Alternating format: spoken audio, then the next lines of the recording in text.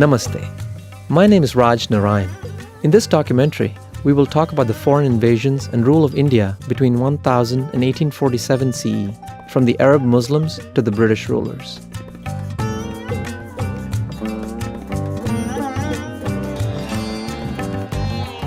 This was a difficult time for the common people of India, who faced religious persecution and economic hardship. However, this period also saw the development of great music, devotional literature, and Indo-Islamic art and architecture. This is the great temple of Somnath, which held an important position in this period of Indian history, a time of warfare, conquest, and subjugation.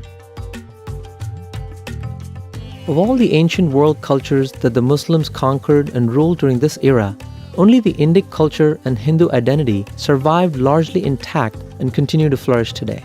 This is a high tribute to the determination and courageous resistance of the people of this great land. The foreign conquests. The first Muslim conquest was of the Sindh region by Arabs from Basra in southern Iraq in 712, not long after Islam was founded. By 870, Arab armies conquered the Hindu kingdoms of southwestern Afghanistan, but were prevented by the kings of northern India from advancing east of Khyber Pass. The next wave of invasions began in the late 10th century.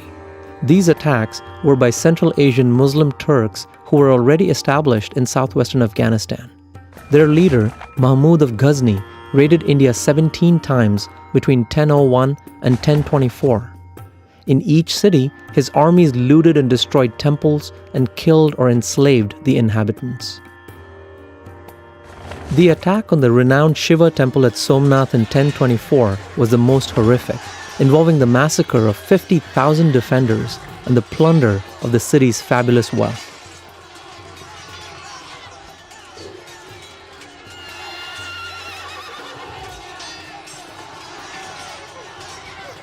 As a result of these invasions and warfare, 20 million Indians perished between 1000 and 1100 CE, according to modern historians. This was about 10% of the population. In the words of the contemporary Arabic scholar Al-Biruni, these invasions utterly ruined the prosperity of the country. Between 1192 and 1194, Muhammad of Ghur, also Turkic, finally defeated the Hindu rulers of the Delhi-Ajmer region and the Ganga River Valley. In 1206, his regime established formal Muslim rule called the Sultanate in the key city of Delhi. By 1300, the Sultanate had secured stable control around its main strongholds in the north. Early in the next century, its invasions reached as far south as Tanjavur and Madurai. But these more remote regions were never annexed. Hindu rule generally continued in Rajasthan and Gujarat and thrived throughout the south during these 9 centuries, notably under the Vijayanagar Empire, founded in 1336 by Hindu princes reconverted from Islam. In 1504, Babur, a descendant of both the Mongol Emperor Genghis Khan and the famous Central Asian Muslim ruler Timur, seized Kabul, Afghanistan, and from there attacked India. He overpowered both the Muslim Sultan of Delhi and the Hindu Rajput Confederacy to form the Mughal Empire. His army was the first in India to use matchlock rifles and field cannons, which had deadly effect against his enemies.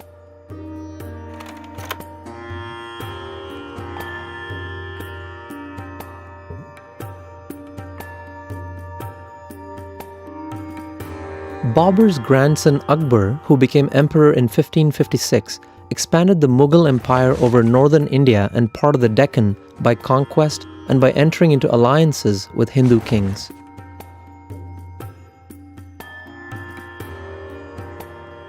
Akbar's rule was noted for its religious harmony and the beginning of Indo-Islamic art and architecture. Unfortunately, Akbar's successors did not inherit his tolerance. His great-grandson Aurangzeb, who annexed most of the south, also resumed the destruction of temples and reimposed the hated jizya, a religious tax, on the Hindus. A legendary Hindu hero of this era was the courageous Maratha warrior Shivaji. By the time of his birth in 1627, the Marathas had lived under Muslim domination for hundreds of years. At age 17, Shivaji led his first military campaign. Within 10 years, he gained control of enough territory to alarm both his overlord, the Sultan of Bijapur, and Emperor Aurangzeb in Delhi, both of whom sent large armies to subdue him. But Shivaji's smaller, fast-moving and well-armed forces proved invincible. Unlike earlier Hindu kings, Shivaji made use of modern means of warfare such as rifles and cannons and developed a navy to expand his power. He inaugurated independent Maratha rule by performing his coronation in 1674. By the mid-18th century, the Mughal Empire had declined. The Sikhs, Jats, Rajputs and Marathas, as well as the Mughal imperial provincial governors of Oudh, Bengal and Hyderabad had carved independent states, thereby leaving no strong central government in India. Since 1498, when the Portuguese arrived in India, a number of European powers, including the Dutch, British and French, established trading posts in India. This also contributed to the disintegration of the Mughal Empire. The British, in particular, established the East India Company in 1600 to trade goods between Britain, India, and other Eastern countries. Like the other Europeans, they came to India as businessmen, not conquerors. However, over time, the East India Company fortified key trading posts using private armies, meddled in local politics, engaged in unfair trading practices, and levied heavy taxes. Through a strategy of divide and conquer, they attained near total control of the Indian subcontinent, a story we shall tell in part 4 of this documentary.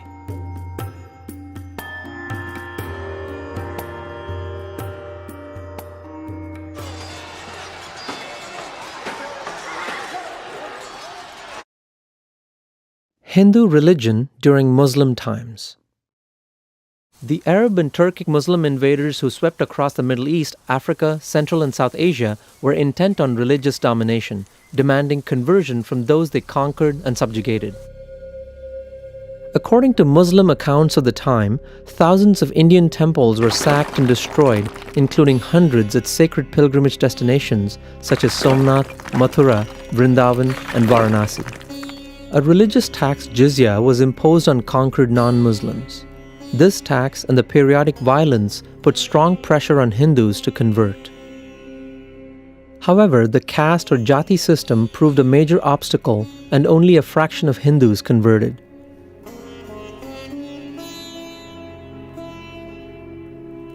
Jati formed an integral part of one's identity and place in the Hindu community, one which would be lost upon conversion. Some Hindus of low socioeconomic status were tempted to convert in order to improve their position. However, in practice, this adoption of the foreign religion did not bring the promised advancement. The converts from Islam and later Christianity simply formed new jatis or castes among themselves of similar status. Meanwhile, in South India, in areas beyond Mughal control, Hindu religion thrived, with frequent and spirited temple festivals providing a vital part of each community's social, cultural, and religious life. The art of building majestic temples reached its peak during this period. Many of these remarkable structures are popular places of worship today. Dynamic saint philosophers of the time inspired devotional lineages which strengthened Hindus and discouraged conversion. Among the most notable Vaishnava saints were Ramanuja and Madhva. Around 1200, Jayadeva, a popular writer in Orissa and Bengal, wrote the famous Gita Govinda. The Hindus of Maharashtra were similarly roused by Jnaneshwara, Namdev, Eknath, Tukaram, and Samarth Ramdas.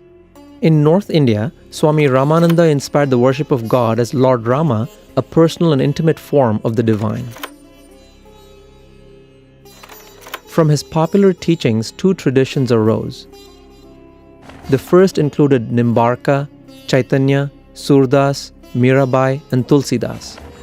Each encouraged worship of Lord Krishna or Lord Rama and influenced millions of people with spiritual songs in the regional languages.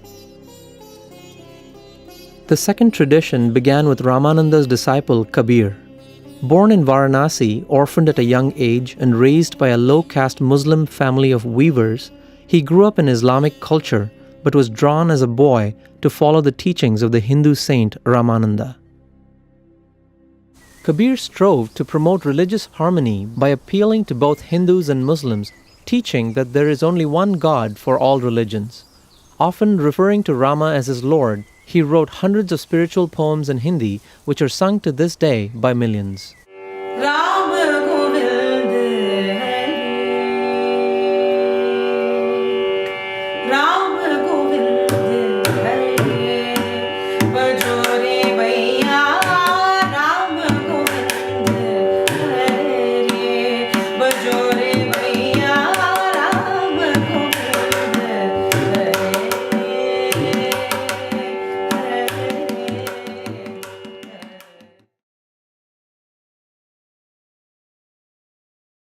Sikhism.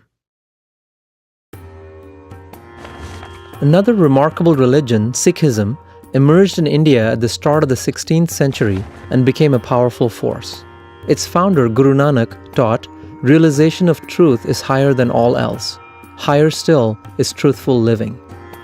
He emphasized the continuous recitation of God's name and declared that meditation is the means to see God, who is omnipresent. Dissent from prevailing beliefs has always been common within Hinduism, sometimes resulting in new sects and from time to time even the development of distinct religions. 9 Sikh gurus followed Nanak. The 8th, Tej Bahadur, was executed by Aurangzeb for defending religious freedom. His son and successor Gobind Singh transformed the Sikhs into a warrior community called the Khalsa, which means the pure. Gobind Singh decreed that he was the last Sikh guru, and after his death, the Guru Granth Sahib, their holy scripture, would be the guide. He instituted the 5 articles of Sikh identity to be worn at all times: Kesh, uncut hair; Kangha, comb; Kirpan, dagger; Kara, iron bracelet; and Kachera or Kacha, short pants. These have both a religious and a military significance. From that time forward, the Sikhs have been an influential political and military force in North India.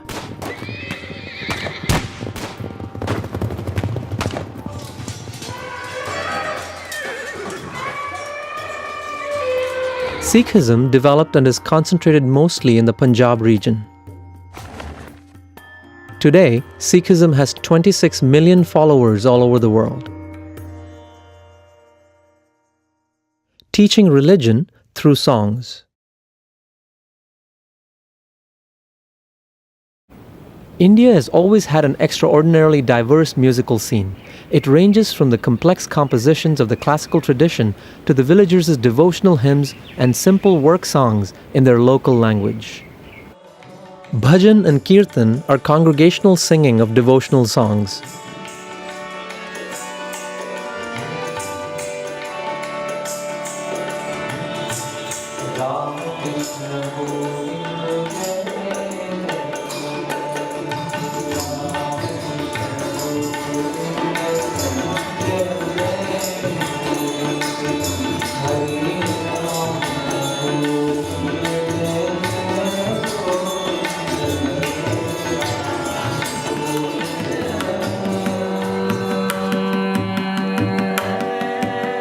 India's classical Carnatic music is also spiritual and devotional in nature, but much more complex. Songs were originally composed in Sanskrit and later, increasingly in the regional languages such as Hindi, Telugu, and Tamil. Both are based upon the concepts of tala, which means rhythm, and raga, which is a system of notes producing a melody. Talas range from the simple and most common 8-beat Adi Tala,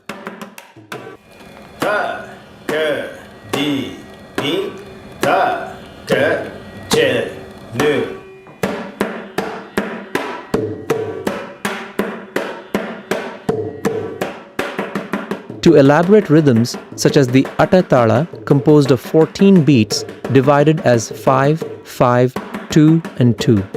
Ta, ka, ta, ki, da, ta, ka, ta, ki, da, ta, ka, ti, mi.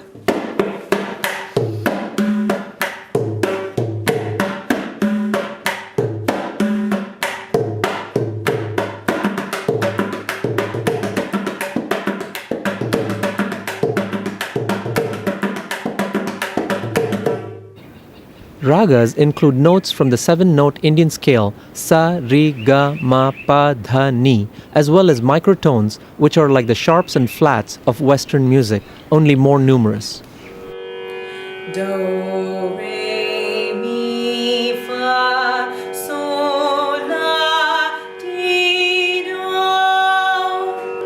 sa, re, ga, ma, pa, da, ni, sa, ni, da, pa, ma, ga, ri, sa. Sa, ri, ga, ma, pa, da, ni, sa, ni, da, pa, ma, ga, ri, sa. Singers and musicians improvise upon the basic melody while keeping within the chosen raga and tala.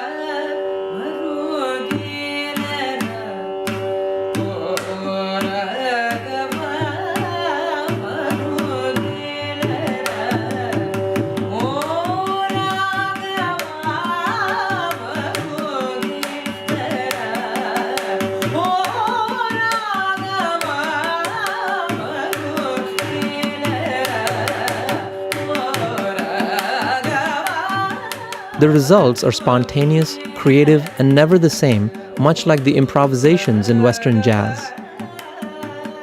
This is one key way that Indian classical music differs from Western classical music, which is usually played exactly as it was composed.